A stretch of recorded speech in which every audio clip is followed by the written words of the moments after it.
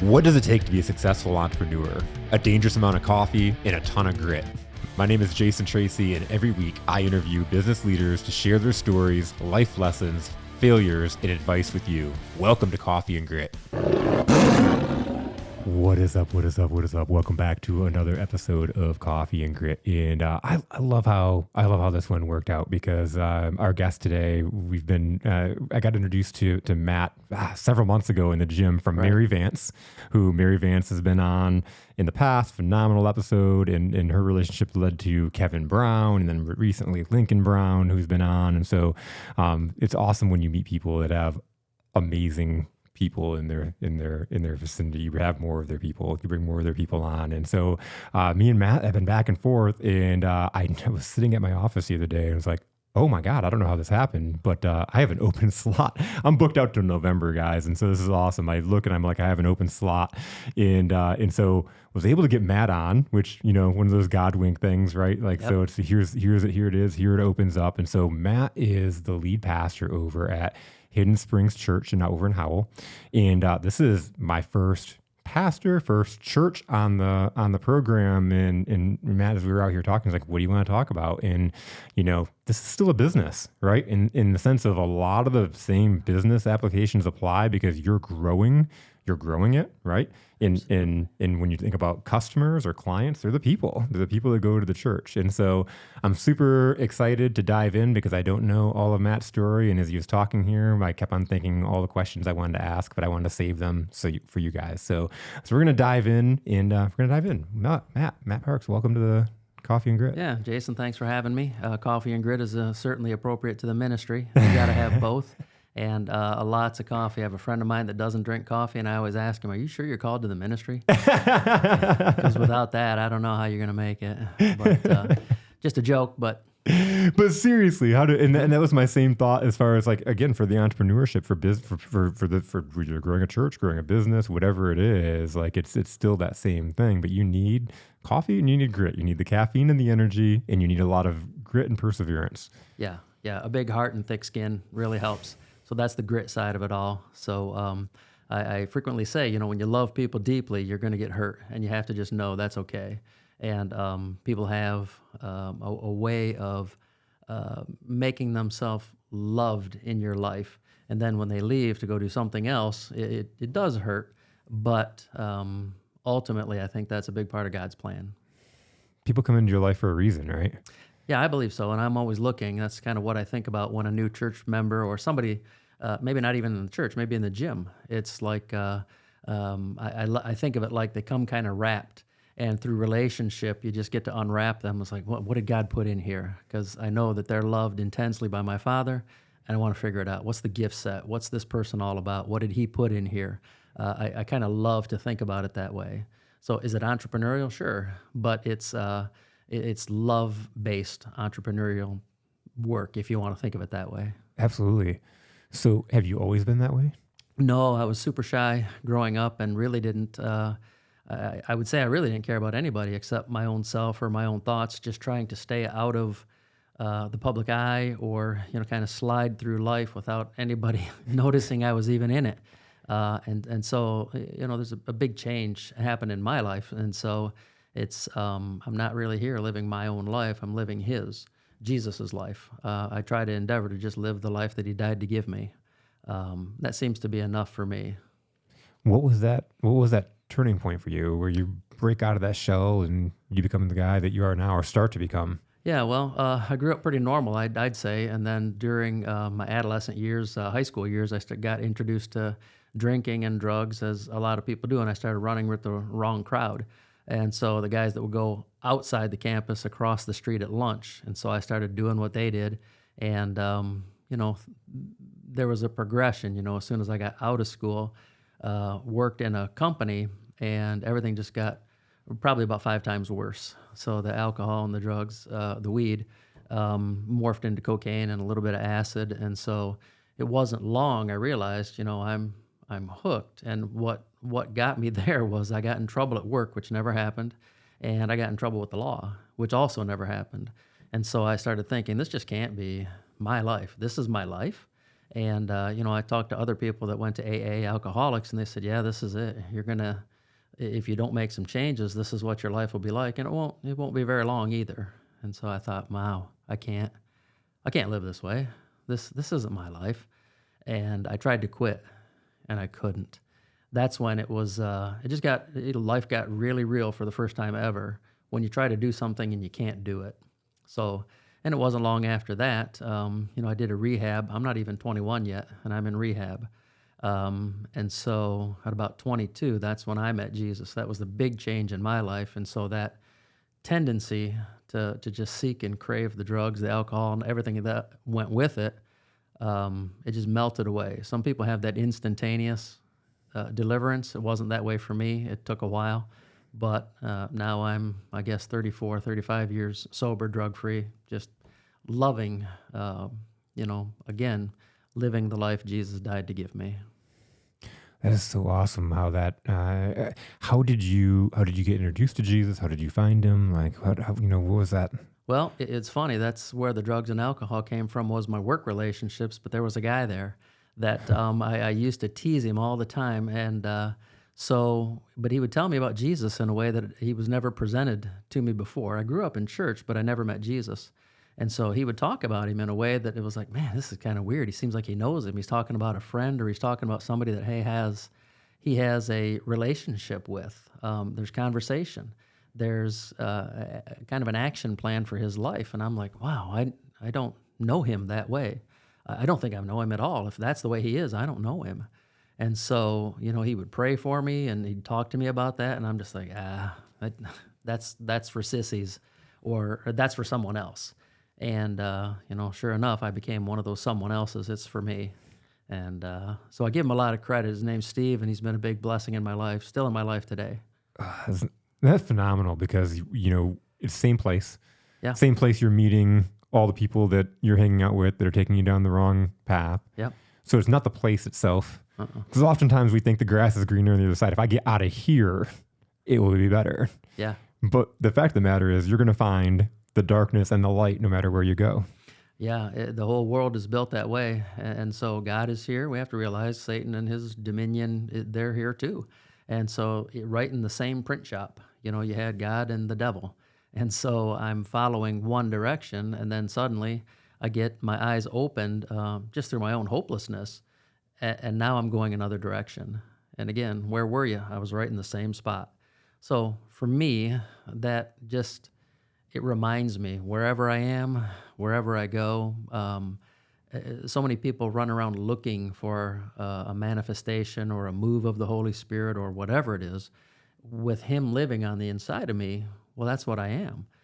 Anybody can meet Him in the gym, at church, in Walmart, wherever I go. They can meet Him because He's here. He's in me. That's beautiful. And I love how you were talking about, like, I met Jesus, and it feels like, okay, you met a friend. You're talking that way, and then you describe the story, and I forgot the guy's name. Was it Steve? Steve, yeah, Steve, yeah. Steve, and that's the way he was. Yeah. Yeah, and I did actually watch him change over a couple of years, because we used to smoke and drink together and do, all the fun stuff that, young people that don't know any better do. Yeah.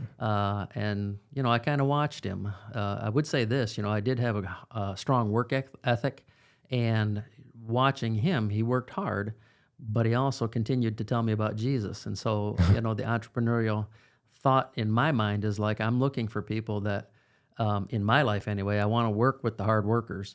And so had he been a slacker, I don't think I would have listened. I think it would have made a big difference. We're doing a big push at, in my life now. We're taking some classes through the faith-based entrepreneur group. And so it's really phenomenal, talking about how much your work matters. And I was like, man, infinitely so. Because the way that this guy did his job, it said something to me. So, and I started to listen just based on, he worked hard enough that I respected him for that.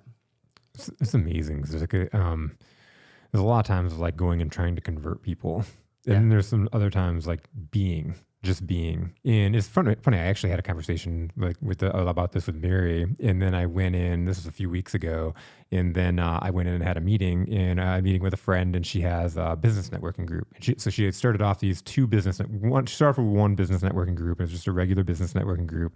Anybody can be in it, right? And as she was doing that, she got called to open up a Christian based business group. So she starts this group, and she was like, at first it was just for believers and they could join. She was like, but what started happening was I would have these joint events where people from both groups would come and they'd meet each other. And people that were non-believers started coming and wanting to join this group because they said, I don't know what it is, but there's something about the way these people are being. There's just Yeah. something about these people. It was like the way they were being that drew them in. And then as they got in, they started reading the Bible. They started finding Yeah. Christianity. And it's like, it was a way of being that brought them in. Yeah. One of the things I love to think about often is, when it comes to evangelism, it's kind of a scary word for a lot of people. It's just an invitation. And live your life in a way that kind of, lets people know you can come too. And so I don't think he really even asked me anything, to follow Jesus but he would pray for me. He would talk, some of the Bible stories to me. And I can remember when life got really low, he wasn't there, but I went, in my own bathroom and just prayed a prayer, and my life changed. And honestly, it was just this prayer, theological, really a wrong theological thought, kind of. It was like, God, if you want my life, you can have it. I don't have anything left. I don't have any hope. If you want this, it's all yours. And he took me up on it. So, and like I've already said, now I'm just living the life he died to give me. It's far better. People think Christianity's no fun. I was like, no, going to jail's no fun. Getting in trouble, having your car impounded, that's no fun. Having people that you thought were good friends stab you in the back, having, relationships just sour because of how you're living your life, that's no fun. So this is fun. In years of doing that, you end up being alone and miserable and broken. Yeah. It's one of the things I noticed in rehab. Some of those guys were in there for their fourth or fifth time, and they got no visitors, didn't have any family they could go home to. And so, I'm just kind of, looking at the last 2 years of my life and, multiply that tenfold. I'll have no family. I'll have no hope. I probably won't be able to keep a job. It's like, yeah, I think I got to make some changes. And so when the offer came, it was like I jumped at it. It was like it was easy to see. I know there's a better way, and when I guess I'd just say Jesus came knocking, I answered the door and jumped in his arms. I was like, yeah, I'll take it. I don't want this anymore, not at all. So what does that path look like from that beginning into where you're at now and in being a lead pastor? Well, that's a funny story too, because it would have been the last thing on my mind. I wanted to be some sort of successful businessman or own my own printing company or something of that nature. Honestly, I wanted to be a professional golfer, but not being good enough to even make the high school team. That So one that's probably soured pretty out. quickly. Yeah, that dream died pretty quick. So I was successful in other areas, cross country running and track. So that was my deal. But it was like, the Olympics is your next step, and it's just like I'm not going to make that either. So now I'm looking at following Jesus. What are the opportunities that are even out here? And so it was probably 4 or 5 years after, I've become a Christian, the life change has kind of, taken. And now I care about the institution called the church. I care about the people, the Christian people that are in my life. I'm still trying to figure out the people that I left. I don't know what to do for them. And there was a guy that came, and he had a prophetic kind of a ministry. And I'm thinking, is like, man, I'd really like to just work in this church, whatever I can do to help out forever. And, he said, I've actually called you to be a pastor. And I was like, boy, that makes a lot of sense, because that's what I really want to do. Is I love talking to people about Jesus. I love telling my story, but it's really his story, kind of through me. And so, just loving people with God's love, I was like, well, that's way better than anything I could do, because I'm conditional. My love is conditional. As long as you're happy with me or we have a good relationship, but his love is unconditional. And he wants me to love people that way. And I was like, that's going to take quite a bit of work. So But thankfully, our God is he knows how to lead people. And so he put his love in my heart for people. And I just want to, I guess you'd say it this way, kind of dip out of that well rather than my own well, because this is pretty fickle, but his love is just so deep. It's like you're pulling that fuel Yeah. or being pulled from another source. Yeah, exactly. It's endless.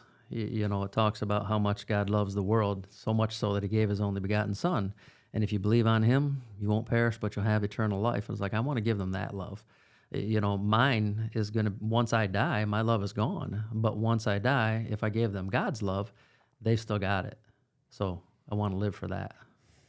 To impact and change people's lives. That's Yeah. through the power of love. Mm-hmm. Yep, it is. The scripture we're talking about in church last week, it talks about God is love.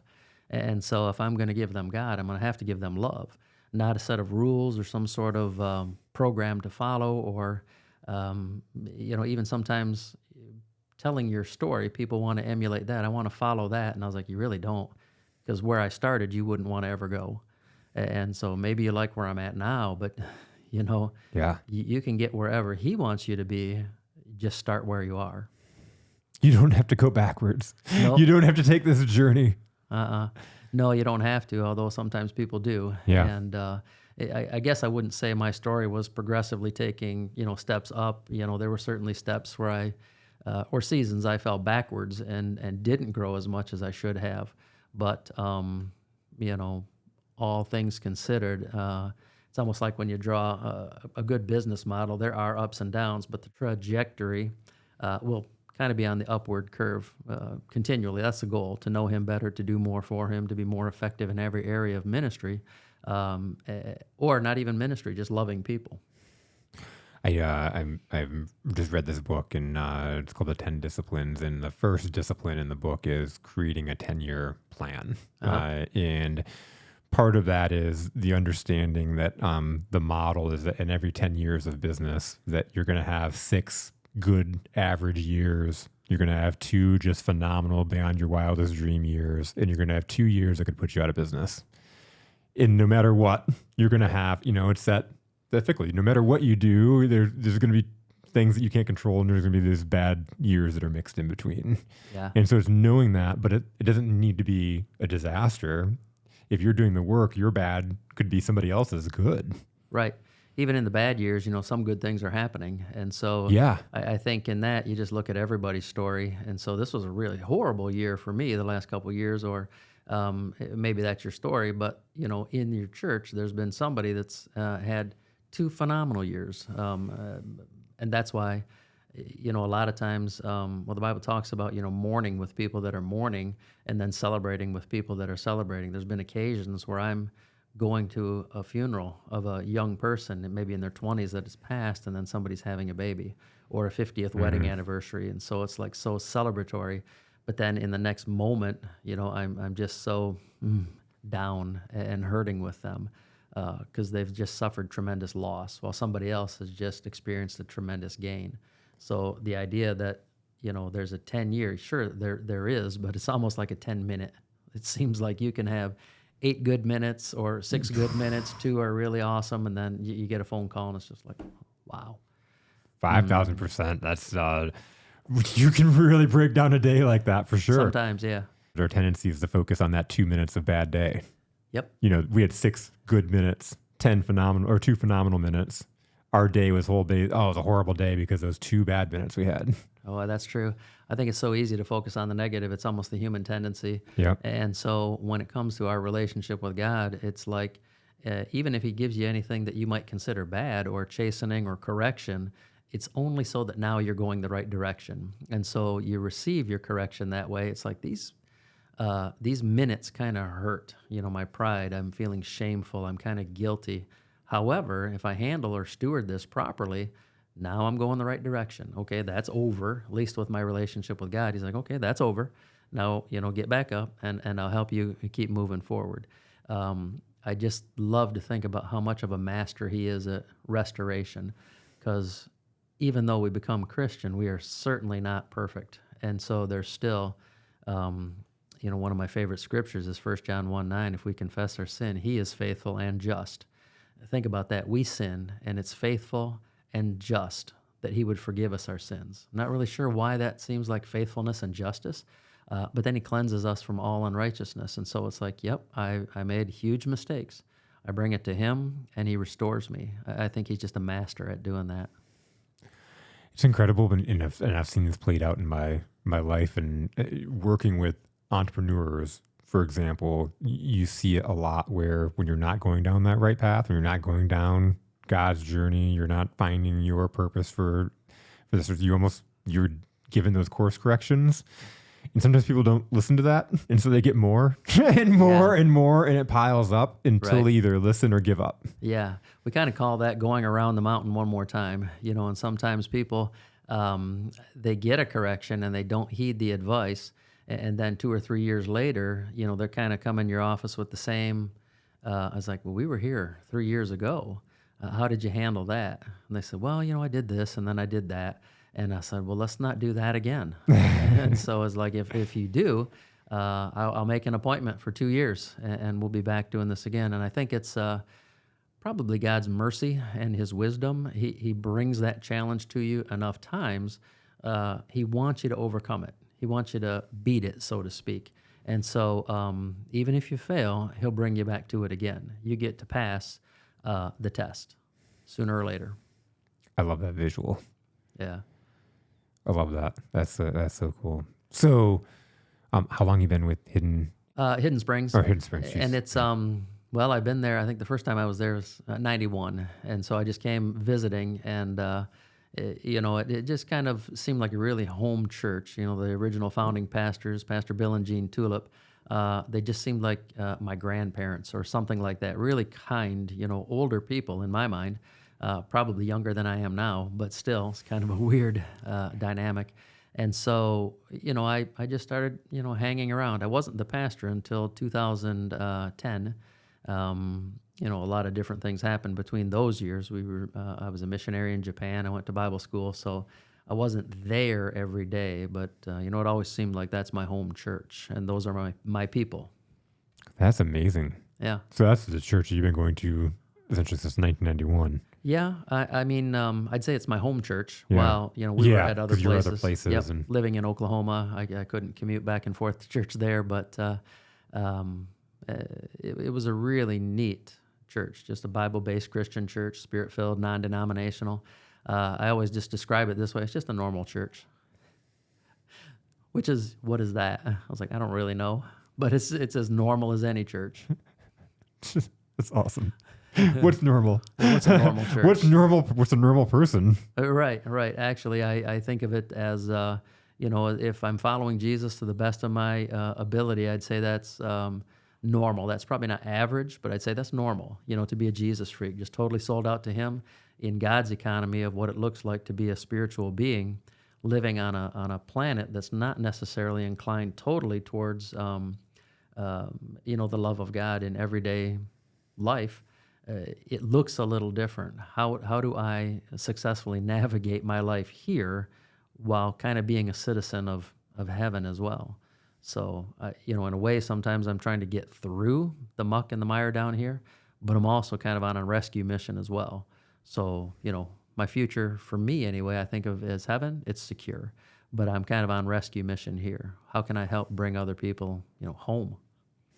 That's amazing. Yeah. What are challenges that you face as the lead pastor of the church? Well, they're almost all relational, and so there's, like in any business, you have financial ups and downs, of course. You have, in a business, you'd have staffing, in a church, it's kind of volunteers. And so there's a wonderful group of people that have, their own really awesome skill set. And that, to me, like I said before, it's kind of you're unwrapping people, and it's like, what's in here? What's the kind of the cool stuff? And sometimes you get the negative stuff. Well, maybe we have to peel that off a little quicker.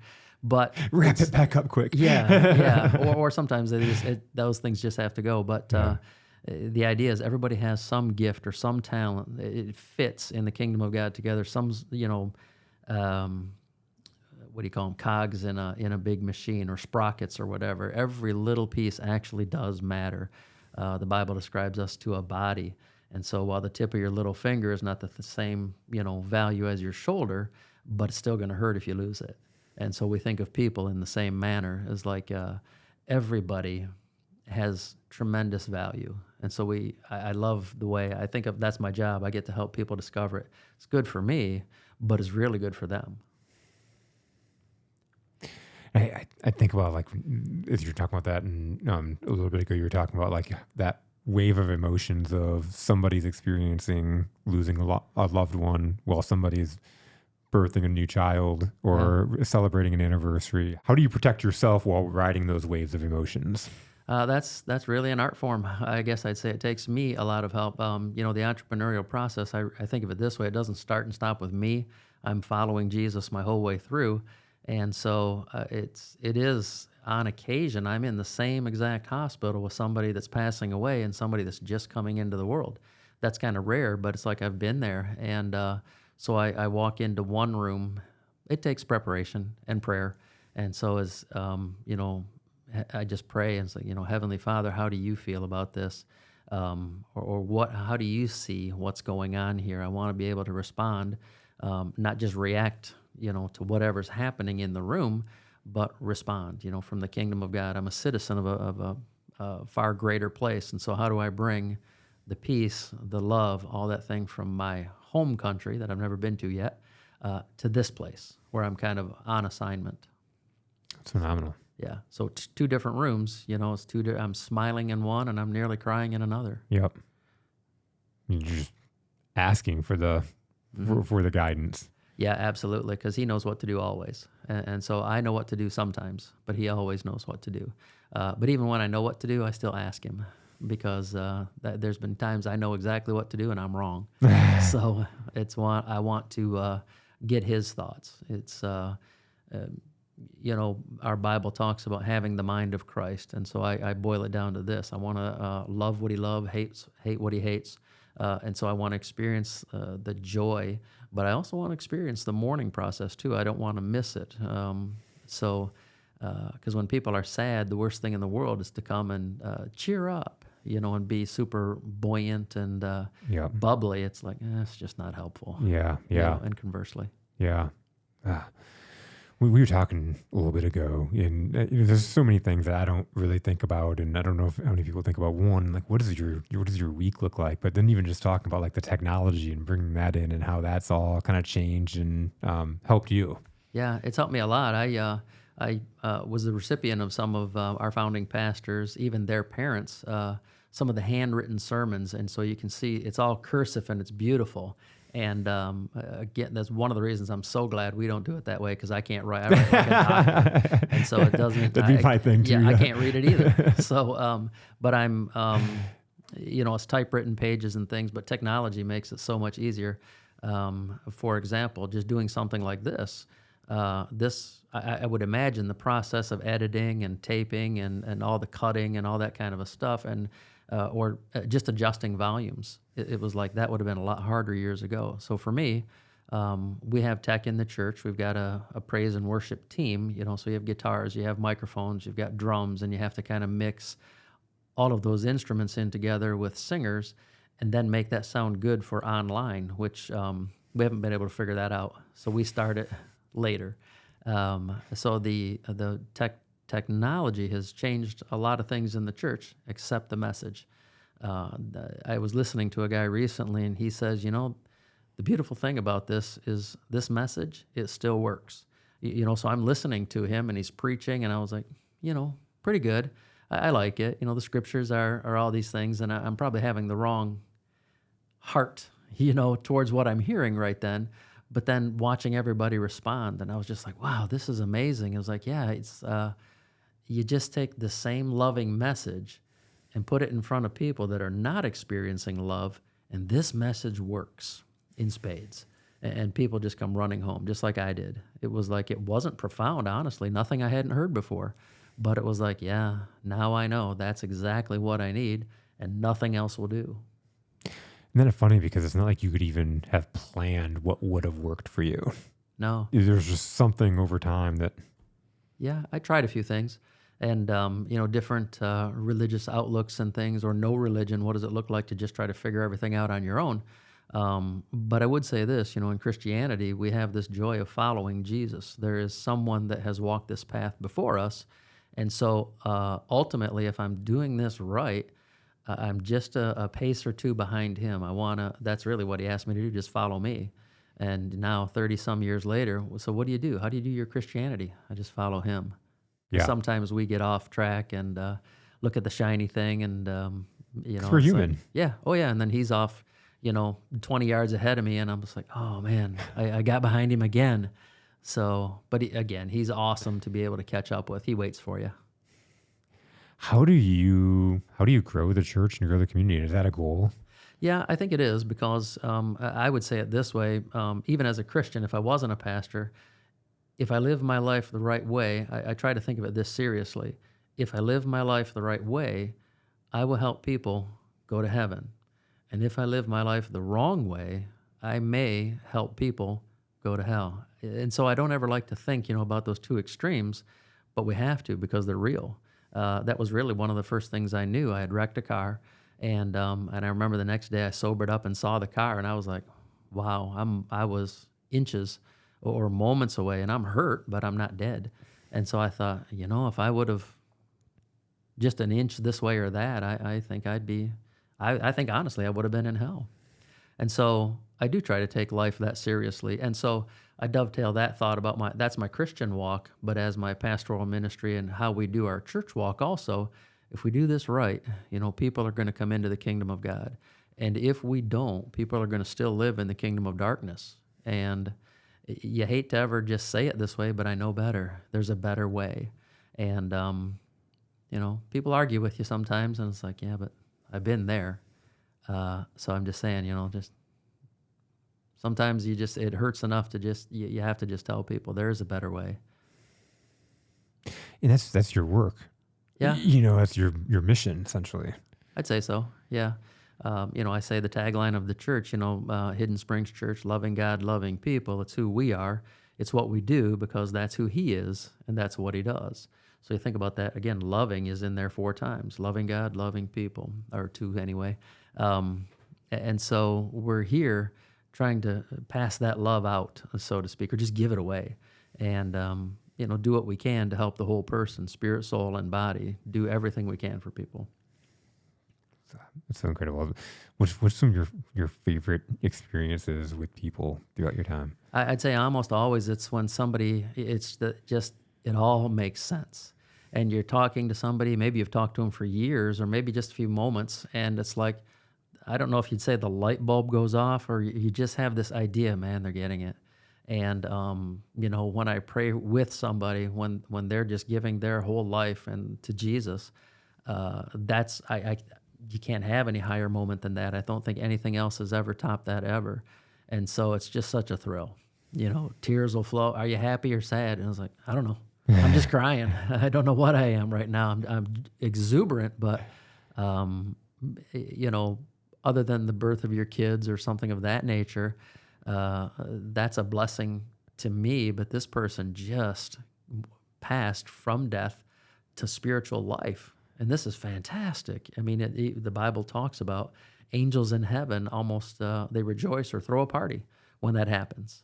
And so for me, it's like, yeah, that's the big deal for me. When somebody comes home to him, nothing has ever topped that experience.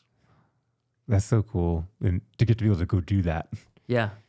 Yeah. And so it's really a lot of fun, when somebody brings a friend to church and, because I'm kind of facing the person, praying with them, and then I'm watching their face. And it's almost like a 3 or 4-year-old kid, that just opens, or their friend is just opening their present. They're almost jumping up and down with excitement. It's like, man, I know what's going to happen with this guy. He's coming home, because they've done all the hard work, just to bring them to a church service.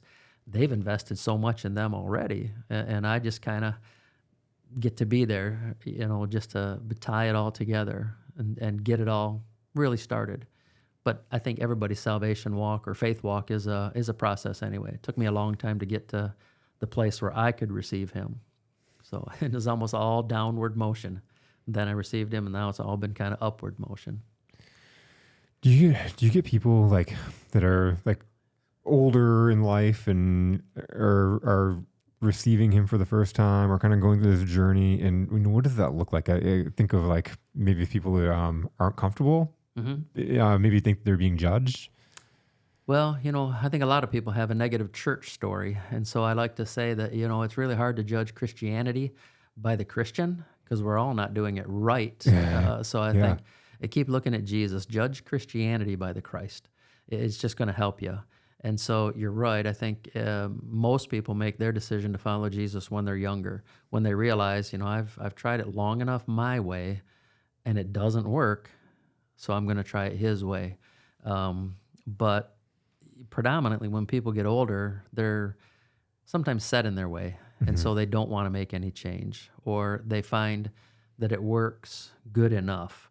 And I was like, boy, that barely works. I don't know if you've seen cars that are, it sounds like, they're missing two valves and, three of the four tires are low. And it's like, yeah, it's drivable. And it's like, you're The right. radio works. The radio still works really good, CKLW, AM only or something.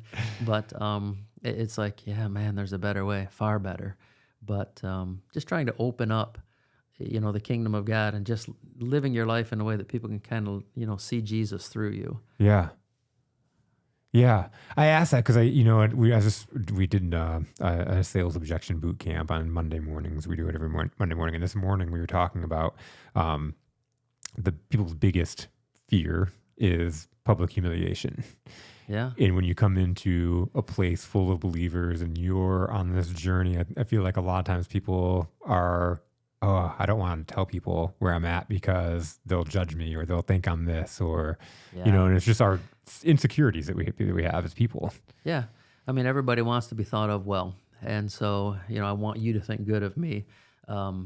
Ultimately, if I'm got my heart in the right place, it doesn't necessarily matter all that much. I'm not going to change all that much about my outlook on life, but it does matter to me what people think because ultimately I want them to see Jesus through me. And so you mentioned people that are older coming into the faith. It doesn't actually happen all that much. And so it's a little bit of a different dynamic. When somebody finds faith as an older person, um, it's a little bit different for them Yeah. because they do kind of they've lived life long enough to have experienced humiliation and shame and maybe made bad choices, or maybe they haven't, but they have this idea: if I do this, if I'm 50 years old and I make that kind of a change now, what are all of my long-term relationships? What are they going to think about me? Because it does. I thought about that too. But for me, I tried to use that as a catalyst as a young man. I remember I invited some of the people that I used to drink and drug and party with to my baptism. And I know a couple of them came just to see, are you really going to go through with this? And it was because I knew, if I don't make this public, I think I'll probably slip or Yeah. slide back into this. Yeah. And so I was like, I don't want to do that. So for me anyway, I'm gonna go public with it. And so I invited my family. I invited some of the friends that did support. Invited the church, of course. So for me, it was kind of one of those moments where it was bigger than me, but I wanted definitely to make sure I just go forward in my faith. It's like I'm drawing a line in the sand. I'm not going back that way anymore. The first 2 years of my Christian walk, I was in some days and out, in and out. And so that was for me getting baptized. It was like, no, I'm gonna get in. I'm all I'm the gonna way in. stay in. I'm not going back anymore. That is really cool. And that was a perfect answer to my question, by the way. And just putting you through your journey and just it's interesting to me that there aren't a lot of people that kind of find that path or as they get older or whatnot. That's interesting. Yeah, it doesn't mean you can't, because I know Yeah. certainly some that have, but it seems like it's yeah, I don't even know how to open the conversation sometimes. But with younger people, it just seems a lot easier because they're so hungry for truth. Typically, they really are.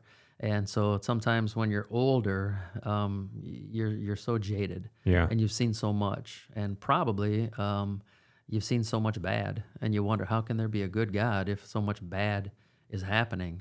Well, it's two kingdoms. Yeah. What are some amazing things going on in your life right now?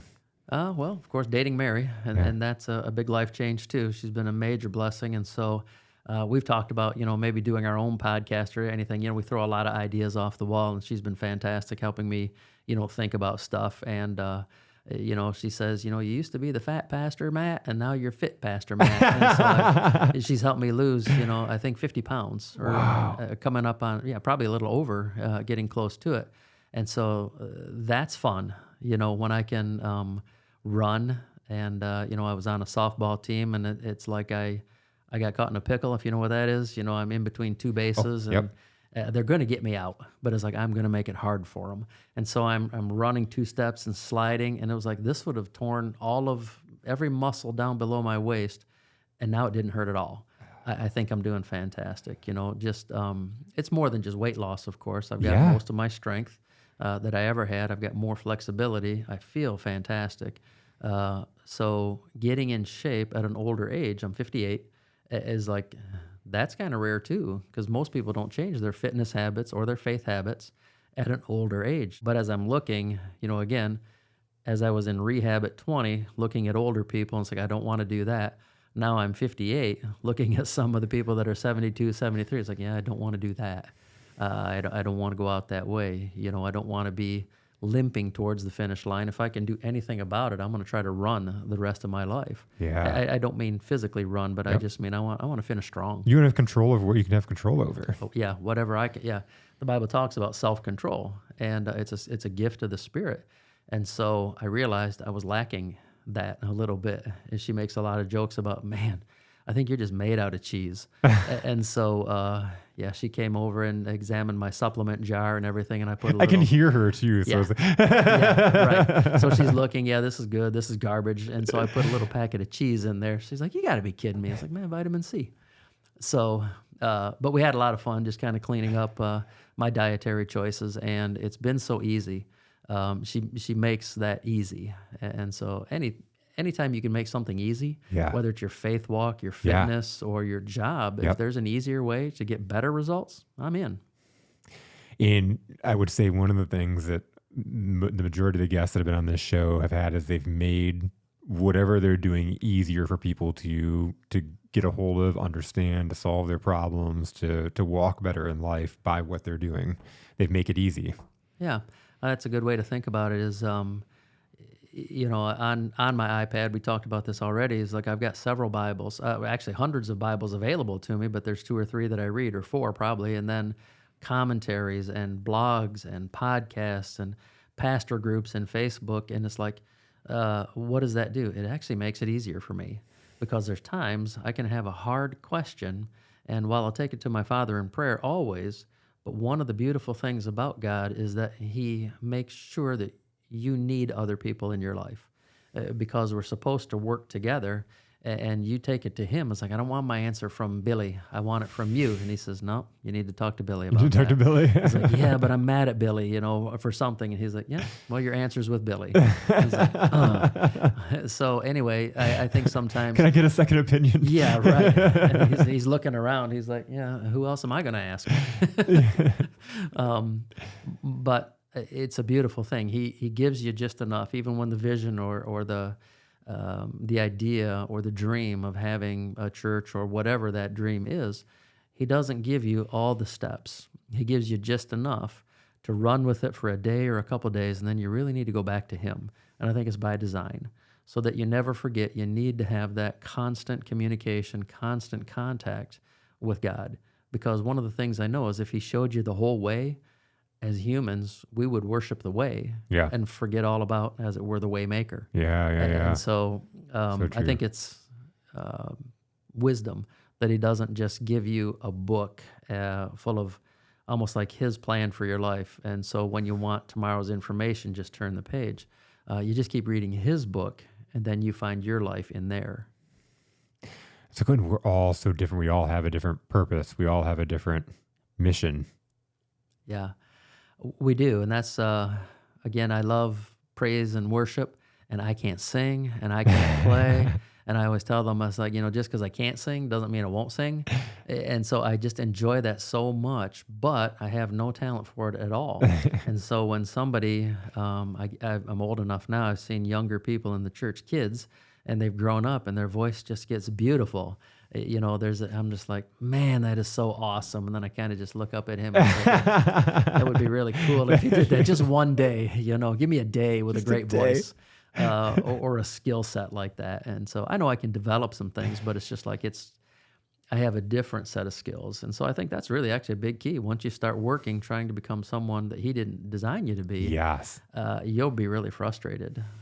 Some people talk about how difficult pastoring is, and I say it's it is. I'd say it's the most difficult thing in the world if you're not called to it.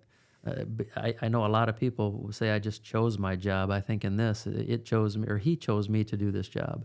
And so while It I'm wasn't your dream. You didn't say at any no, point, this is what I'm going to do when I grow up. no, not really. And so I love, my job or my position or whatever God's graced me with. I love it, but it's like, no, this wasn't what I was thinking in high school. I told the story this week I saw one of my old youth counselors or youth pastors. And so, hadn't seen her in years. And so she's doing a blood drive or something. And I said, hey, Shirley, how are you? Did you retire? She retired and was working for this, that, and the other, was just doing this as a fun gig. And I said, well, guess what I do? And she's like, I don't know, you teacher like your dad? And I was like, no. Mm-mm. You let nurse like your mom was? Like, no, missed again. I said, believe it or not, I'm a pastor of a local church. And she just laughed like it was the funniest thing she ever heard. And but then she got quiet and she said, just so I know, did anything I ever do, did it help? And I said, yeah, infinitely. Because when I really needed to know where to look, because of the seeds you sowed in my life, when I was just really trying hard not to listen to that, it got in. I knew where to look. I'd say it that way. I just knew where to look. So thank you for that. And she was pretty grateful, because you wonder sometimes when you sow a Absolutely. lot of work into something and Absolutely. you didn't get to really see the result of that. Yep. And so I think sometimes maybe just saying thanks to those that have helped you along the way is really huge. Well, for you in the position you're in a position of leadership of the people of your church and just people in the community, right? Like how many people have you sown those seeds with and impacted, and you never know. Yeah, you don't. And so you probably heard this phrase, you can easily cut an apple open and count the seeds inside of an apple, but you'll never be able to count the apples inside of a seed. And so it's like, I don't know how big this thing can be. It's just a person right now, but if we can help them really find the gifts that God put in there, there's no telling how many people can they reach. You look at apple trees. I don't know exactly how they all work, but there's only a certain amount of seeds inside there, but you plant those, Yeah. and they grow in time. Yeah.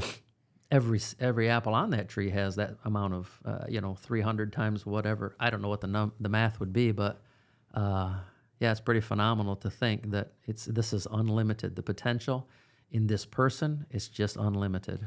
I love that because it makes me think of Steve. Steve didn't know how many apples were inside. He could have never have guessed what you were going Right. to do to impact people and No. spread the word. And like, he would never guess how many apples are inside. No, I don't think he did or would have, but he just, I would say it this way. He really didn't want to reach out to me because I was kind of mean. I was a little bit arrogant, even though I had nothing going for me at all. Right. But Usually the people that are mean and arrogant. Yeah. And so he would kind of even pray. He said, Lord, please, I don't want to reach out to him anymore. He's not listening. It's hard on me every day. And then after, a year or two, he's like, Lord, I don't want to talk to him anymore. I think he's listening. And I don't want him to, come in and start walking with me. That's a little bit of a joke because that's the goal, but still it was like, yeah, everything changed. And now I'm still going that direction. He's like, because I think he's listening. Now he's listening. Oh, no. Did he tell you that he prayed like that, like he didn't want to talk to you? Yeah, he talked about that. And Yeah. so he talked about how tough it was. And he would talk about, how much that hurt, that I would reject the message. And I was like, because he took it personal.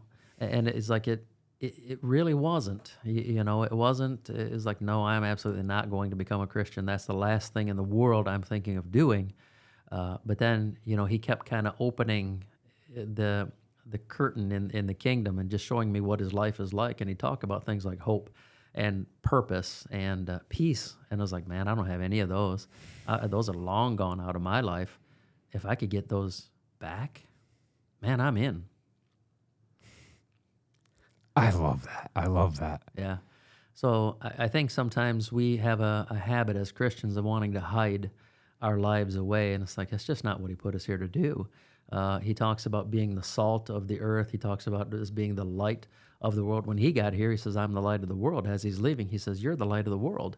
And so it's important, to take risks and talk to people, and even though it looks like you lost today, somebody rejected you and the message you had, it's like, yeah, you don't know.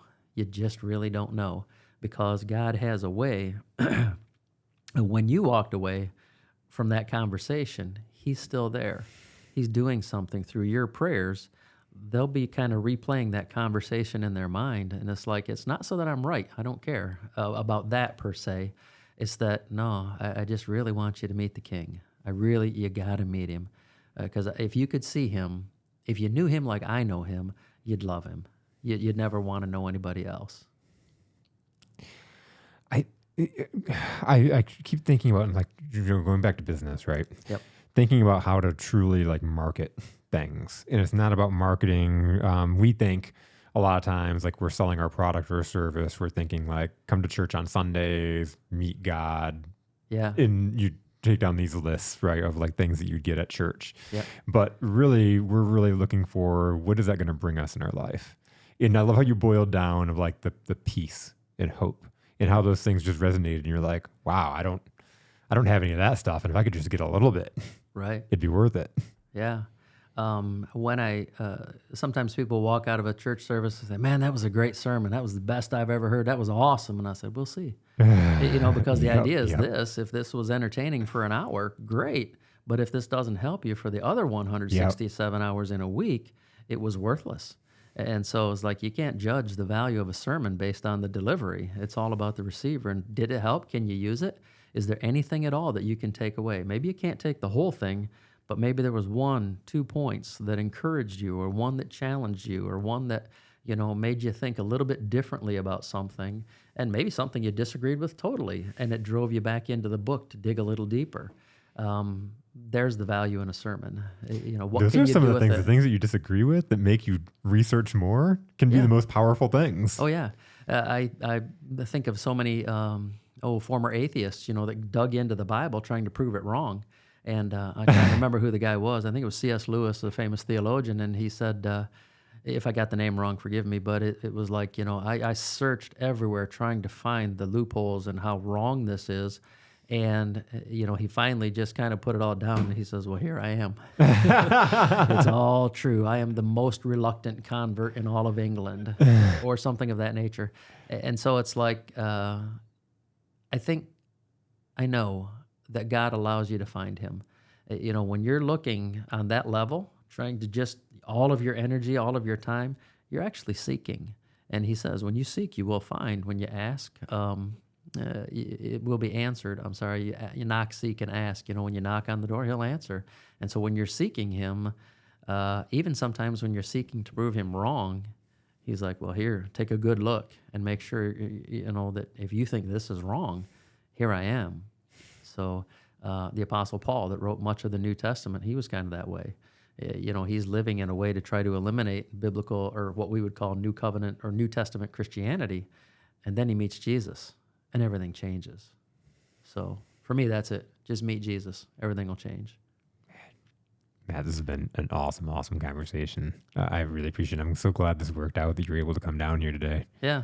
It's an awesome, I love the facility. I love the conversation. And, we'll have something to chat about when I get back to the gym and see you again. Absolutely, absolutely. yeah. I can't wait to get this out and have people listen to it. Yeah, it'd be awesome. I have no idea. It's my first podcast. I've listened to a few here and there, and I was like, "What do you do?" And I'm asking Mary. She goes, he'll run. He'll handle the whole thing. He'll draw it out of you. So how'd it feel? It feels really good. Having a conversation about Jesus is kind of always somewhere in my wheelhouse. I'm not always in with a microphone and headset on in a room, but it's like, it's a really good feel. So I think you're doing a fantastic job. I feel real comfortable. And so I've listened to some of the other podcasts you've done, and it seems like all the people there seem super comfortable too. So that for me is like you're a tiny part of my life, But it's like I got to open up a little bit. I was like, man, you have a tremendous skill set. This is awesome. I'm Thank you. glad you're doing it. Thank you. I appreciate that. And it's one of those things that I get to fill my bucket by Yeah. putting spotlights on people and to hear their stories. And you'd ask me as we're sitting out, like, what are we going to talk about? And you're like, I got some notes and stuff like that. And I kind of chuckled inside because I'm like, it's your experiences, right? It's your Yeah. life, it's your story. You're probably not going to need those notes. Right. You love talking about Jesus. It's on the back of your mind. Like, Oh, there's yeah. not probably anything in here that could tell you what to talk about in this conversation because it's No. all your experiences and it just comes out. Yeah, it does. And I think that's the goal of life is live. I might as well put it away now because I'm not going to use it. So, but I think that's kind of the spice of life is it really is your story. It's your relationship. And Yep. it should be on the tip of our tongue for most of why do you have any hope in Jesus? What kind of a change did he make in your life? Well, I sometimes say this, if you really haven't changed or if he didn't make any difference in your life, I'm not sure you met him. And I'd love to kind of dig a little deeper in this because that seems to be the one thing he continually asks us to do is change. And because for him anyway, it's change and growth are synonymous terms. I don't think you really know the Jesus I know. Maybe you know Jesus Chavez. He's down the street. Yeah, Jesus yeah. Criminy. He's Right, Jesus, it's like Jesus. the Mexican, down the, but it's, yeah, but it is fun to be a missionary in other cultures, and he's the same Jesus. And so to me, that's one of the most beautiful things. So if you go to Mexico, it's the same Jesus. We go to Japan. I was a missionary in Japan. It's the same Jesus. Yeah. It's pronounced differently, and they experience him a little bit differently because of the culture that, they're living in. But now they're coming out of that to some degree, and now they're in the kingdom of God. And it's like, yeah, it does look a little different, but it's the same Jesus.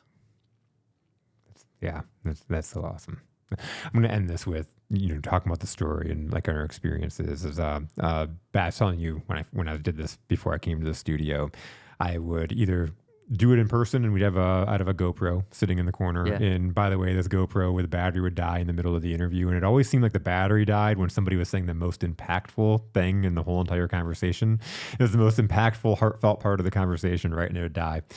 Or I would do it Zoom, and I interviewed a lot more people across the world that way. I had people on from Norway and Sweden and the Philippines and England. So I've had people from all over on the podcast, and because you can reach through Zoom. And I had this lady from Norway on, and she was telling this phenomenal story. She had this, I can't remember what the affliction was or the disease, but it was something that the muscles in her face would malfunction and literally spasm. And so one side of her face would literally do these contortions and she'd look like a monster. And so she was just literally confined to a room. She didn't want to leave her house because she was so embarrassed about what she looked like. And she started a business doing voiceovers. And so I tell you this whole long story. She's telling me this story. We're about 40 minutes into the conversation, and she's gotten to this part where she's told and shared this really impactful, emotional story about her face having these spasms and how kids would shout out who's the monster, because they say they don't know what they're saying, and just all these things that are cutting through her skin. And we get to the most impactful part of the story where she goes in and has brain surgery. And she's telling me this story, and I've got tears going. She's got tears going. I look in the corner and I see that my Zoom isn't recording. Oh my gosh. So it's like, talk about a kick in the in Yeah. the stomach, right? I'm like, she's telling the story, she's crying, and I'm like, Jenny. She's like, what's that? And I'm like, I just noticed that this isn't recording, and so the last 45 minutes of conversation we had Oh man. isn't there. And I was like, what are the chances that you could do that over again? And I'm like about to cry, right? She Right. looks at me and she says, well, it's my story and I lived it, so I can certainly tell it again. And Yeah. she went on and told the same exact story over again. Yeah. And there was other parts that she told that she didn't tell the first time that were like more impactful, but it's just so crazy because that's what it is. It's our stories. Yep. We've lived it. We've had the privilege to live our stories, even the bad parts, because those bad parts lead to the awakenings that help us shine our light, Absolutely. the brightest. Yeah. I think, a lot of times we talk about the biggest message you made in your life that becomes a big part of your message. And so I do help a lot of people in addiction, and the biggest test you've ever gone through, that becomes your testimony. So when Jesus leads you out of some things like that, it seems to be that the people that are in that is like, I'm not scared of that anymore. I'm not scared of that at all. is like, yeah, that's really tough helping people with addiction. It's like, it really isn't. You get in there, you love them, you show them the way out. It's that simple. It's like, does it work that fast? Nope, Nope. almost never. But sometimes it does. So, but I tell you this, if you keep following Jesus, it will. Matt, thank you Hey, so thank much. you. My pleasure. The pleasure is all mine. Thank you so much.